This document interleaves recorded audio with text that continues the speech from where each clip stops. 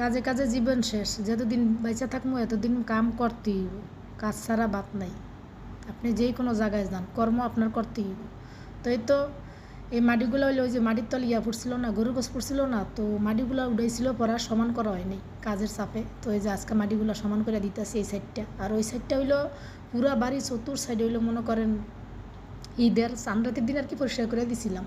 তো আবার সেই ময়লা হয়ে গেছে। আজকে আবার এই যে গাছের ঠালটি সব এক জায়গায় কইরা নিয়ে পরে আবার পুরা বাড়ি সেই টাইনা দিতে আসি। আর এই যেই ইয়েটা দিয়ে টাইনা দিতে আসি, এটা কিন্তু লোয়ার অনেক বাড়ি। আর এটা দিয়া টাইনা দিয়ে আমার হাতের যেই অবস্থা, মানে হাতের অবস্থা খুব খারাপ, এটা বলার কোনো ভাষা নাই। তো এই তো পুরা বাড়ি সমান করে দিতেছি, কারণ আমার বাসায় এলো সব হইলো পাথর বিছাই না, কোনো টাইস নেই।